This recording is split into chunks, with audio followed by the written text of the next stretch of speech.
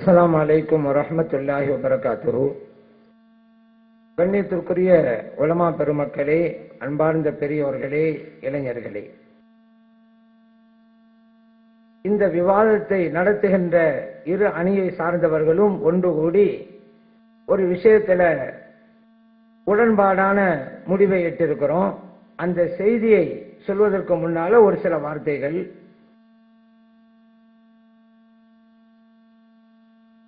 நாம் சொல்வது இரு அணியை சார்ந்தவர்களுக்கு தான், யாரும் நமக்கு மட்டும்தான் சொல்றாங்க நீங்க நினைக்க வேணாம். இங்க குழுமி இருக்கிற ரெண்டு அணியை சார்ந்தவர்களும் அவரவர்களுடைய கொள்கையில உறுதியா இருக்கிறீங்க. வெளியில இருக்கக்கூடிய ஜனங்கள் வேண்டுமானா ரெண்டு பேரும் பேசுறதுல எது சரி அப்படி முடிவு செய்து அவங்க ஒரு உடன்படிக்கை வருவாங்க. ஆனா இங்க அப்படி இல்லை. எந்த அணியா இருந்தாலும் அவங்களோட கொள்கை உறுதியா இருக்கிறாங்க. அப்ப இப்படிப்பட்ட நிலையில் இருக்கிற நீங்க கட்டுக்கோப்போடு இருக்கிற பொறுப்பு உங்களுக்கு இருக்கு. ஒருவர் பேசுகின்ற போது சிரித்தாலோ அல்லது தக்பீர் சொன்னாலோ அப்ப நம்ம என்ன நினைக்கணும், நம்ம இப்படி சிரிக்கிறோமே, இது இன்னொரு அணியை சார்ந்தவங்களுக்கு வேதனை கொடுக்குமே, இப்ப அவங்களும் சிரிப்பாங்களே, அப்ப வாதம் எப்படி சரியா போகும் அப்படின்னு ஒவ்வொரு அணியை சார்ந்தவங்களும் நினைக்கணும். அதே போல நம்ம தக்பீர் சொல்லிடுறோமே நம்முடைய உணர்வு வெளிப்படுத்த, இதே போல அந்த அணியை சார்ந்தவங்களும் அவங்களுடைய உணர்வு வெளிப்படுத்த தக்பீர் சொல்லுவாங்களே, அப்ப இந்த வாதம் எப்படி சுமூகமா போகும், அப்படி இப்படி செய்யக்கூடாது என்று ஒவ்வொரு அணியும் நினைக்கணும். அப்படி நினைச்சிருந்தா எல்லாம் சுமூகமாவே இருக்கும்.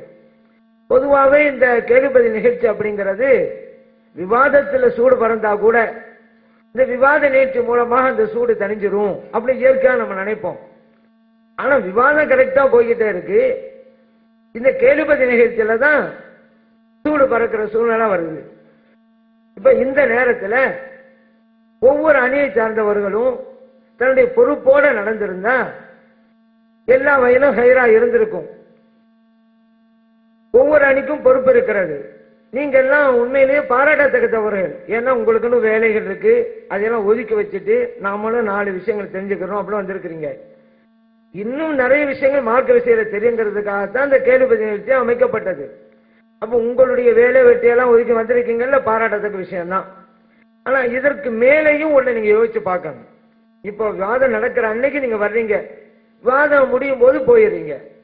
ஆனா இந்த விவாதம் நடத்துவதற்காக நடத்தக்கூடிய பொறுப்பில் இருப்பவர்கள் இதற்காக எவ்வளவு கடும் உழைப்பு செஞ்சிருப்பாங்க, எவ்வளவு நாள் அலைஞ்சிருப்பாங்க, எத்தனை இரவு கண் விழித்திருப்பாங்க, பொருளாதாரத்துக்கு எவ்வளவு சிரமப்பட்டிருப்பாங்க.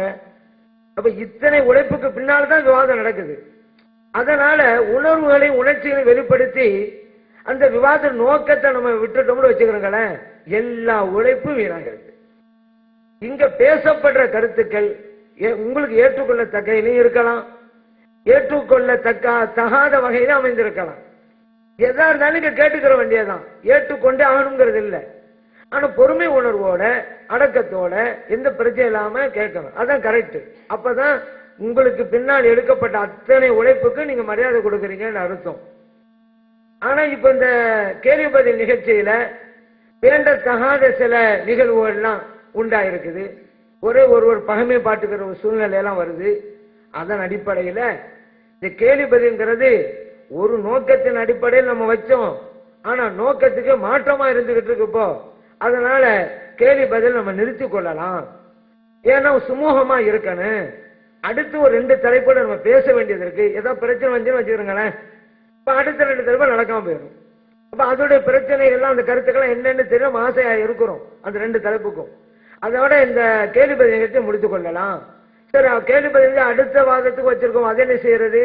அது 2 தரப்புலையும் 3 பேர் ஒப்பந்த கலந்து முடிவு பண்ணாங்கல்ல, அவங்க மறுபடியும் ஒன்று கூடி கேள்வி நிகழ்ச்சி அடுத்த வச்சு கொள்ளலாமா, வச்சுக்கொள்ளா எப்படி, அல்லது தவிர்க்கலாமா, அவங்க ஒரு ஒன்று கூடி ஒரு முடிவு அறிவிப்பாங்க. இன்றைக்கு நடைபெறுகிற இந்த கேள்வி நிகழ்ச்சி இதோடு முடிக்கிறது. இன்னொன்னு, இப்ப நம்ம 9 வரைக்கும் நடத்துறா இருந்தோம், முற்கூட்டியே முடிக்கிறோம். இது பல விவாத களங்கள் அப்படி செஞ்சிருக்கிறோம். கிளையக்காவில வாதத்துக்குள்ள அப்படிதான் நிர்ணயிக்கப்பட்ட நேரத்தை விட 1 மணி நேரம் முன்னாலே முடிச்சிருக்கிறோம், சூழ்நிலையை கருத்தில் கொண்டு.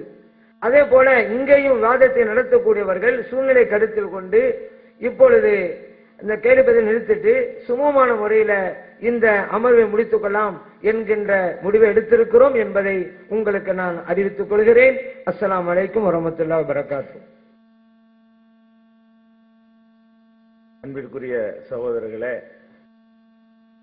ஷேக் அப்துல்லா அவர்கள் சொன்னது போல இந்த கேள்வி பதில் நம்ம எதற்காக ஏற்பாடு செஞ்சோமோ, பொதுவாக அது பல நேரங்களில் பயன் தந்திருந்தாலும் இங்கே நடந்ததை பார்க்கும் பொழுது அது பயன் தர்றதா இல்லைன்றது நம்மளுக்கே தெரியும்.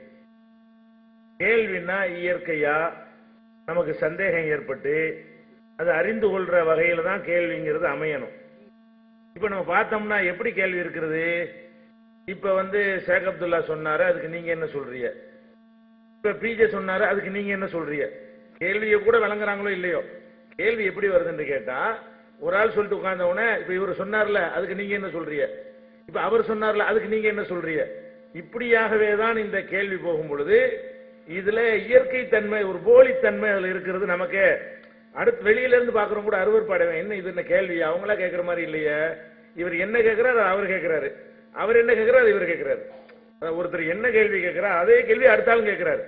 அப்ப இது இயற்கையாக இந்த கேள்வியை அமையக்கூடிய சபையா இருந்தா உண்மையிலேயே நன்மை தான் தரும்.